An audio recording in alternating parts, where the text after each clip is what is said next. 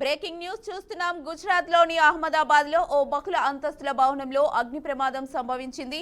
పరిష్కార్ apartment లో మంటలు చెలరేగాయి. అపార్ట్మెంట్ లో పలువురు చిక్కుకున్నారు. కాగా ప్రమాదంలో చిక్కుకున్న 18 మందిని ఫైర్ సిబ్బంది కాపాడారు.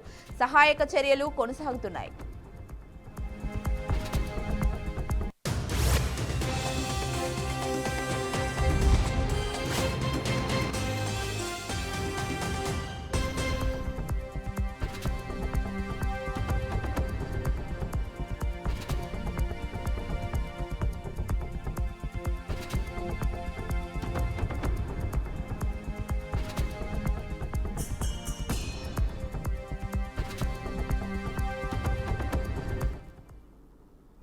తమిళనాడు రాజకీయాల్లో కీలక పరిణామం చోటు చేసుకుంది. అన్నా డీఎంకేతో బీజేపీ పొత్తు ఖరారైంది.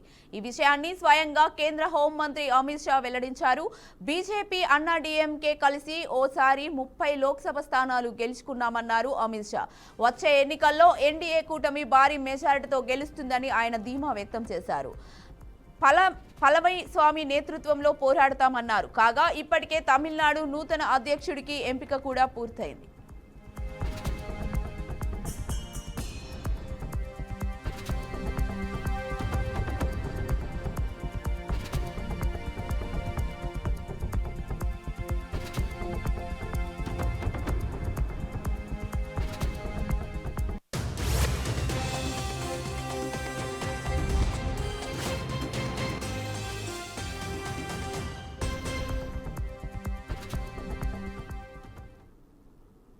వరంగల్లో ఈ నెల 27న బీఆర్ఎస్ పార్టీ తలపెట్టిన రజతోత్సవ సభను విజయవంతం చేయడం కోసం గులాబీ శ్రేణులంతా దీనిపైనే ఫోకస్ చేశారు. ఈ సందర్భంగా సభను విజయవంతం చేయాలని బీఆర్ఎస్ మాజీ ఎమ్మెల్యే దాస్యం వినయభాస్కర్ పిలుపునిచ్చారు. ఈ సభను అడ్డుకునేందుకు కాంగ్రెస్ ప్రభుత్వం ఎన్ని విధాలుగా ప్రయత్నం చేసినా ఏమీ కాదని అంటున్నారు. రానున్న రోజుల్లో మళ్లీ బీఆర్ఎస్ జెండా ఎగరవేస్తామంటున్న వినయ్ భాస్కర్ తో మా ప్రతినిధి Bhaskar face to face. TRS తలపెట్టిన టీఆర్ఎస్ పార్టీ సంబంధించిన రజతోత్సవ సభ బ్రహ్మాండంగా జరగబోతుంది. దీనికి ఇప్పటికే పూర్తి ఇట్లా ఏర్పాటు చేసిన పరిస్థితి. ఎందుకంటే కాంగ్రెస్ పార్టీ రాష్ట్రంలో కాంగ్రెస్ పార్టీ అధికారంలోకి వచ్చిన తర్వాత సుమారు 14-15 నెలలు అవుతున్న నేపథ్యంలో ఇప్పటికే టీఆర్ఎస్ పార్టీ ఒక గ్రౌండ్ లెవెల్లో కార్యకర్తలను బలోపేతం చేయడానికి పార్టీ ఆ స్పిరిట్ను పెంచే విధంగా పూర్తి స్థాయిలో దీనిపైన ఫోకస్ చేసిన పరిస్థితి. మొత్తం సభ నిర్వహణ సభ ఏర్పాటు మొత్తం మాజీ ఎమ్మెల్యే వరంగల్ పశ్చిమ మాజీ ఎమ్మెల్యే దాస్యం వినయభాస్కర్ పూర్తిగా తానై మొత్తం ఓన్ చేసుకొని చేస్తున్న పరిస్థితి. అసలు సభ ఏర్పాటు ఎట్లా జరుగుతుంది, 27న జరగబోయే సభకు ఎలాంటి జరుగుతుంది, ఎన్ని వేల మందిని ఎన్ని లక్షల మంది సమీక్షిస్తుంది మరింత సమాచారం తీసుకునే ప్రయత్నం చేద్దాం. సార్ నమస్తే అండి. ఎలా జరగబోతుంది ఇప్పుడు? ఎందుకంటే కాంగ్రెస్ పార్టీ అధికారంలోకి వచ్చిన తర్వాత 10 ఏళ్ళు టీఆర్ఎస్ గవర్నమెంట్ ఉంది, అనేక సంక్షేమ పథకాలు తీసుకున్న తర్వాత పార్టీ సమీకరణ చేస్తే కాంగ్రెస్ పార్టీ అధికారంలోకి వచ్చింది. తర్వాత పార్టీ అంతా ఇప్పుడు కేసీఆర్ పూర్తి స్థాయిలో ప్రజలకు రాకపోవడం ఇంత పార్టీ జరుగుతున్న నేపథ్యంలో సభ ఎలా నిర్వహించబోతుంది? ఈ సభ అసలు ఏంటి విషయాలు? 25 ఏళ్ళ టీఆర్ఎస్ పార్టీ లేక బీఆర్ఎస్ పార్టీ స్థాపించి 25 ఏళ్ళు ప్రజల పక్షాన 60 ఏళ్ళ తెలంగాణ ప్రజల కళను నిజం చేసినటువంటి టీఆర్ఎస్ పార్టీ అనంతరం బీఆర్ఎస్ పార్టీగా రూపాంతరం చెందినటువంటి సందర్భాన్ని పురస్కరించుకొని 25 ఏళ్ళ యువకుడు ఏ తీరుగైతే ఉత్సాహంగా ఉంటారో ఆ తీరుగా ఈ సభ జరగబోతున్నది.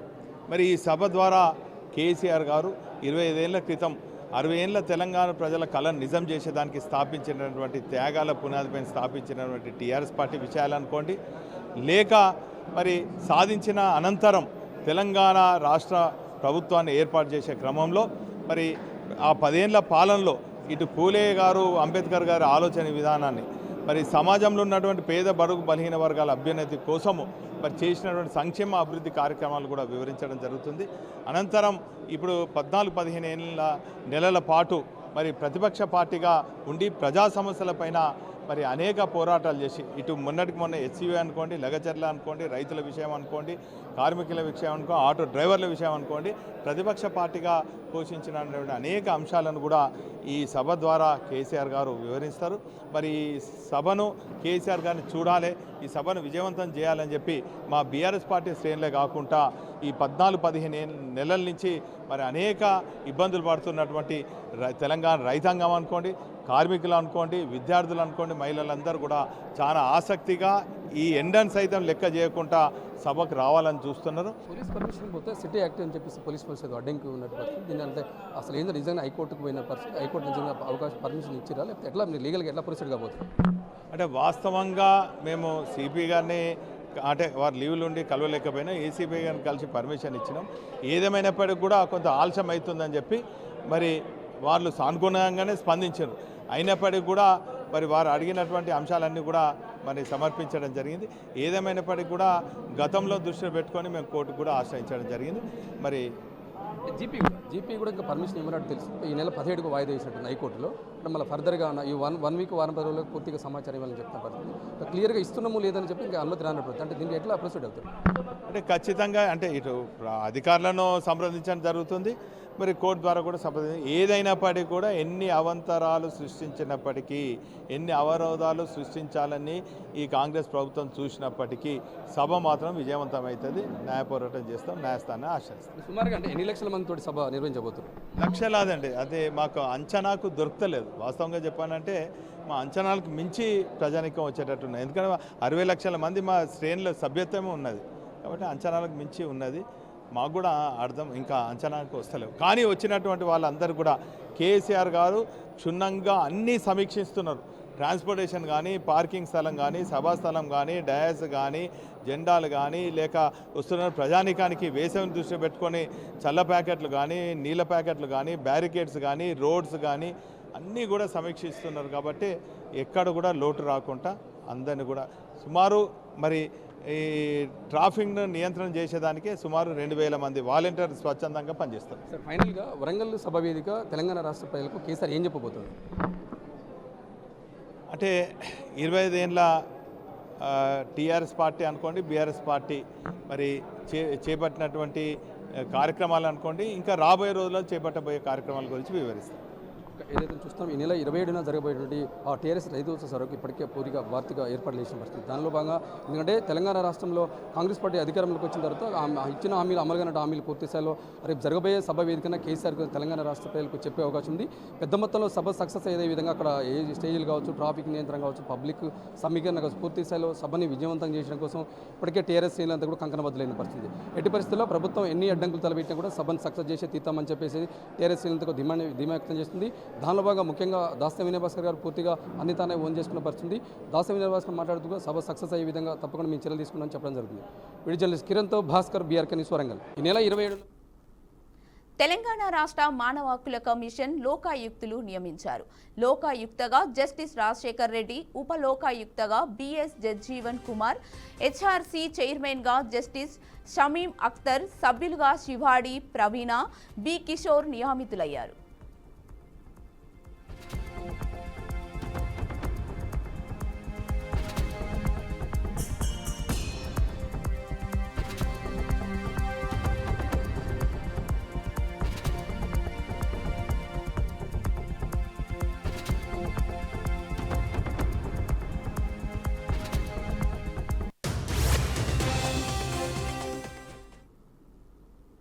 కర్నూలు జిల్లా శ్రీశైలం మండలంలో AP food commission chairman Pratap Reddy ఆకస్మిక తనిఖీలు నిర్వహించారు.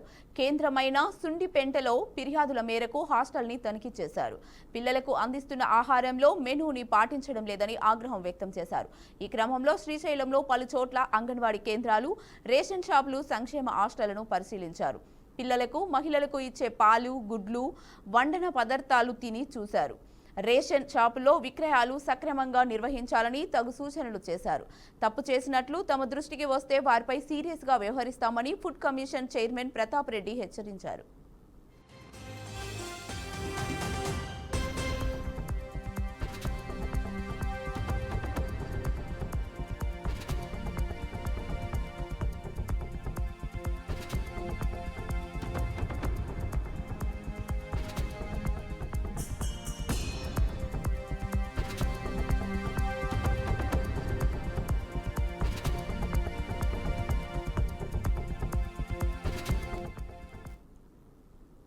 రాజన్న సిరిసిల్ల జిల్లాలో ప్రభుత్వ అధికారులు ప్రోటోకాల్ నియమాలను మరిచారు. జిల్లా కేంద్రంలోని అపేరల్ పార్కులో ఏర్పాటు చేసిన స్టేజ్ ఫ్లెక్సీల ప్రోటోకాల్ను అనుసరించలేదని స్థానికులు మండిపడ్డారు. ఫ్లెక్సీలో స్థానిక ఎమ్మెల్యే కేటీఆర్, ప్రభుత్వ విప్ ఆది శ్రీనివాస్ ఫోటో లేదని ఇరు పార్టీ కార్యకర్తలు ఆగ్రహం వ్యక్తం చేశారు. ఇదే విషయాన్ని తాము అధికారులను ప్రశ్నిస్తే పొరపాటున జరిగిందంటూ ఫ్లెక్సీని చించి తీసేశారని పార్టీ నాయకులు తెలిపారు.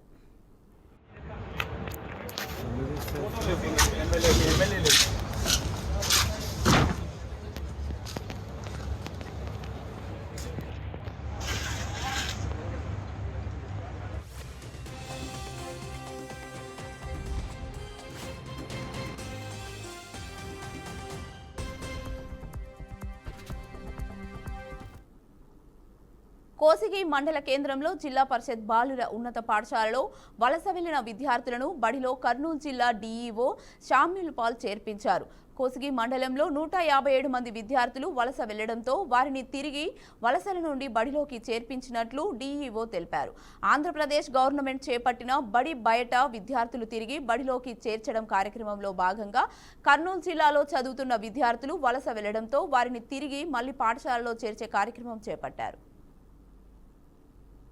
ప్రభుత్వం వారు చేపట్టినటువంటి ఈ యొక్క బడి బయట ఉన్న పిల్లలను బడిలో చేర్చే కార్యక్రమంలో ఆంధ్రప్రదేశ్ రాష్ట్రంలో కెల్లా కర్నూలు జిల్లాలో అతి ఎక్కువగా పిల్లలు డ్రాప్ అయినట్లుగా 53,400 మంది పిల్లలు గుర్తించబడ్డారు. అయితే ప్రస్తుతము స్పెషల్ డ్రైవ్ కర్నూలు జిల్లా మొత్తం 26 మండలాల్లో జరిపి ఆ పిల్లలు ఎక్కడ ఉన్నారు, ఆ పిల్లలు ఏం చదువుతున్నారు, ఆ పిల్లలు అవుట్ ఆఫ్ డిస్టిక్ లో ఉన్నారా, లేకపోతే ఆర్థిక పరిస్థితులను బట్టి స్కూల్కి రాలేకపోతున్నారా, వలసలు పోయారా అనేటువంటి విషయాలని సమగ్రంగా మా మండల విద్యాశాఖల ద్వారా సర్వే చేయించి ప్రతి ఒక్క పిల్లవాడి యొక్క డీటెయిల్స్, ఆ పిల్లవాడు ఎక్కడున్నాడు, ఏం చేస్తాడని తెలిసి, అలాగే బడి బయట ఉన్న పిల్లల్లో ఇందులో భాగంగా కర్నూలు జిల్లాలో ఇంతవరకు 823 పిల్లలను ఐడెంటిఫై చేయడం జరిగింది జిల్లా వ్యాప్తంగా. అదే మరి కొసిగి మండలంలో 157 మంది పిల్లలు బడి బయట ఉన్నట్టు గుర్తించడం జరిగింది. ఈ రోజు ఒక బృహత్ పథకంగా మరి అందరూ ఎంఈఓలు కలిసి, అక్కడ హెడ్ మాస్టర్లతో కలిసి, అక్కడంటే సిఆర్పీలతో కలిసి అన్ని చోట్ల వాళ్ళ గురించి విచారణ జరిపి ఆ పిల్లలను తీసుకుని వచ్చి మరి స్కూళ్ళలో తిరిగి చేర్పించడం జరిగింది. అందులో భాగంగా కర్నూలు జిల్లాలో కోసిగిలో హైయెస్ట్ డ్రాప్ అవుట్స్ ఉన్నారు. మరి హైయెస్ట్ గా తిరిగి కూడా మరి పిల్లలు స్కూల్లో చేర్పించారు. ఇంకా పిల్లలు ఈ రోజు ఇంకా ఒక 5 మంది చేరారు. ఈ విధంగా మా యొక్క ప్రణాళిక వచ్చే సంవత్సరానికి బడి బయట పిల్లవాళ్ళు ఎవరు ఉండకూడదని, వలసలు కూడా ఎవరు ఎక్కడికి పోకూడదనే నినాదంతో జీరో డ్రాప్ అవుట్స్ అనే విధంగా ఒక ప్రణాళిక ప్రకారం పిల్లలు స్కూల్లో చేర్పిస్తూ తల్లిదండ్రులు మోటివేట్ చేస్తూ ఆ విధంగా చేస్తున్నాం. ఇటీవల పశ్చిమ గోదావరి జిల్లా పాలకొల్లులో మంత్రి నిమ్మల రామానాయుడు ఆధ్వర్యంలో మహాత్మా జ్యోతిబా పులే 199వ జయంతి వేడుకలు ఘనంగా నిర్వహించారు. ధర్మారావు ఫౌండేషన్ సేవా కార్యక్రమంలో భాగంగా 50 మంది గీత కార్మికులకు మేకులు, పండ్లు, కూరగాయల వ్యాపారులకు ఉచితంగా తోపుడు బండ్లు, కుట్టు మిషన్లు మంత్రి అందజేశారు. దేశ చరిత్రలో బీసీలకు స్థానిక సంస్థల్లో 34% రిజర్వేషన్ కల్పించిన ఘనత తెలుగుదేశం పార్టీదేనని మంత్రి అన్నారు. బీసీ అంటే తెలుగుదేశం, తెలుగుదేశం అంటే బీసీ అనే విధంగా రాష్ట్రంలో పార్టీ గుర్తింపు తెచ్చుకుందన్నారు. దీనితో స్థానిక సంస్థల ఎన్నికల్లో 16,000 పోస్టులు బీసీలు కోల్పోయి జగన్ పాలనలో మోసం, దగాకు గురయ్యారని మంత్రి నిమ్మల అన్నారు. బలహీన వర్గాలు ఎవరైతే ఉన్నారో ఈ సమాజంలో సగం పైన బలహీన వర్గాలు ఉన్నారు. అటువంటి సగం ఉన్నటువంటి బలహీన వర్గాలు అభివృద్ధి చెందకుండా ఈ సమాజం అభివృద్ధి చెందదు, ఈ రాష్ట్రం అభివృద్ధి చెందదు అనేటువంటి ఆలోచనతో మరి ఏదైతే ప్రపంచంలో మరి ఏ ప్రాంతంలో లేనటువంటి విధంగా, భారతదేశంలో ఏ రాష్ట్రంలోనూ లేనటువంటి విధంగా ఆంధ్రప్రదేశ్ రాష్ట్రంలో స్థానిక సంస్థల్లో 34% బీసీలకి రిజర్వేషన్ ఇచ్చినటువంటి పార్టీ తెలుగుదేశం పార్టీ. ఎందుకంటే ఆర్థికంగా సామాజికంగానే కాదు, రాజకీయంగా కూడా బీసీలు ఎదగాలి. రాజకీయంగా కూడా వాళ్ళ పదవుల్లోకి వచ్చినప్పుడే తన వర్గాన్ని మరింత ముందుకు తీసుకెళ్లేటువంటి అవకాశం ఉంటుంది అనేటువంటి ఉద్దేశంతో మరి ఆ బీసీలకు 34% రిజర్వేషన్. ఆ రోజు ఎన్టీ రామారావు గారి దగ్గర నుంచి చంద్రబాబు నాయుడు గారి వరకు స్థానిక సంస్థల్లో 34% మరి రిజర్వేషన్ కల్పిస్తే మరి ఏదైతే మనందరం కూడా చూసాం, మరి ఏదైతే మరి ఆ రోజు మరి జగన్మోహన్ రెడ్డి గారు, ఎందుకంటే ఆ జగన్మోహన్ రెడ్డి గారు మరి రిజర్వేషన్ 34% రిజర్వేషన్ ని 24% తగ్గించారు బీసీల రిజర్వేషన్. నల్గొండ జిల్లాలో దారుణం చోటు చేసుకుంది. వంగమర్తి ఇసుకవాగులో పాతిపెట్టిన మహిళ డెడ్ బాడీని పోలీసులు బయటకు తీశారు. హైదరాబాద్ మేడ్పల్లి పోలీస్ స్టేషన్లో నమోదైన జాతోడు మహేశ్వరిగా పోలీసులు గుర్తించారు. డిసెంబర్ 17న హత్య చేసి అనుమానం రాకుండా పూడ్చిపెట్టారని తెలిపారు. మహేశ్వరి తండ్రి పాని నాయక్కు 2 భార్యలు ఉన్నట్లు పోలీసులు చెప్పారు. పెద్ద భార్య కుమార్తె మహేశ్వరికి పెళ్లి సంబంధం కుదిరించాలని అన్నారు. కట్నం ₹1 కోటి ఇస్తామని ఒప్పుకున్నారు. ఈ క్రమంలో పాణి నాయక్ చిన్న భార్య ఆస్తి విషయంలో గొడవపడి అడ్డుగా ఉన్న మహేశ్వరిని హత్య చేయాలని ప్లాన్ వేశారని తెలిపారు. అయితే కథనం ప్రకారం డిసెంబర్ 17న హత్య చేసినట్లు పోలీసులు వెల్లడించారు. మృతదేహాన్ని పోస్టుమార్టం నిమిత్తం ఆసుపత్రికి తరలించారు. 2015 వరకు మా దగ్గరనే చదువుకుంది. 12వ తరగతి వరకు మాతోనే ఉంది. అంటే మా పెద్దనాన్నకు పెద్దమ్మకు మ్యూచువల్గా సపరేట్ అయ్యారు. వాళ్ళు డివోర్స్ ఏం కాలేదు, మ్యూచువల్గా సపరేట్ అయితే మా పెద్దమ్మని 2008లో, ఇప్పుడు ప్రజెంట్ భార్యను 2008లో మా పెద్దనాన్న పెళ్లి చేసుకున్నారు. ఆమెకు ఒక చిన్న పాప. వీళ్ళు ఏం చేశారంటే, ఈ పెద్ద అమ్మాయి బీఎస్సీ నర్సింగ్ నిమ్స్లో చదివింది, అందులోనే జాబు కాంట్రాక్చువల్లో నర్స్ ఆఫీసర్గా చేస్తుంది. అయితే వీళ్ళు ఏం చేశారు, అమ్మాయికి పెళ్లి చేద్దామని చెప్పేసి ఇంటికి పిలిపించుకుంది. మొత్తం ఆమె ప్లాన్ ప్రకారమో ఏందో కానీ మా పెద్దనాన్న ఆమెకు ఆయన కూడబెట్టిన ఆస్తిలో ఒక ఇల్లు ఇద్దామని ఆమెకు పెళ్లి సంబంధం చూసిండు. అయితే మొత్తం అంతా మాట్లాడుకున్నారు. వాళ్ళు మాట్లాడుకున్న తర్వాత ఇల్లు ఇద్దాం ఇట్లా అని చెప్తే ఈమె ప్లాన్ ప్రకారం ఈమె స్టార్ట్ చేసింది కదా, లలిత ఈమె పేరు. ఈమె ప్లాన్ ప్రకారంగా మొత్తం స్కెచ్లన్నీ రెడీ చేసి పెట్టుకుంది. ఇల్లు అంటే ₹1 కోటి ఆస్తి అమ్మాయికి వెళ్ళిపోతుంది. మొత్తం ఈ ఇల్లు ఆస్తి, ఇంటి దగ్గర ఒక 6 ఎకరాల పొలం ఉంటుంది. ఇవన్నీ ఆమెకే కావాలని చెప్పేసి పక్కాగా వాళ్ళ మామ కొడుకు, ఆయన పేరు రవి, ఆయన మిలిటరీలో కానిస్టేబుల్గా పనిచేస్తాడు జమ్మూ కాశ్మీర్లో. ఆయన మొత్తం ఎట్లా అంటే అమ్మాయిని ఏం చేసిందంటే, వీటికి ఇప్పుడు మనం చూసిన దాని ప్రకారం మొత్తం చున్నీతోని ఇటో సైడు అటో సైడు బిగేసి చంపేసింది. ఎంత దారుణంగా అంటే మామూలుగా మాకు గత 8 రోజుల నుంచి వెళ్ళి నిద్ర లేదు, ఏం లేదు. పోలీస్ స్టేషన్లో చుట్టూ తిరిగి సిఐ సార్ని బతలాడి కేసు కొంచెం చూడండి సార్ అని చెప్పి వాళ్ళ దగ్గర ఉన్న ఎవిడెన్స్, మా దగ్గర ఉన్న ఎవిడెన్స్ కొన్ని సబ్మిట్ చేస్తే, నిన్న వాళ్ళకు ఎంక్వైరీ చేస్తే నిన్న సాయంత్రం పలానా ఇట్లా చేసినామని చెప్పారు. ఆ విధంగానే మాకు ఇంటిమేషన్ ఇస్తే ఇవాళ మార్నింగ్ ఇక్కడికి వచ్చినాం. ఆ విధంగా తీరా చూస్తే మా చెల్లెళ్ళే బాడీ. ఇక ఏం చేయాలి. ఇవి ఇప్పటివరకున్న బులెటిన్ అప్డేట్స్. మరిన్ని అప్డేట్స్ కోసం చూస్తూనే ఉండండి బీఆర్కే న్యూస్ తెలుగు సత్తా.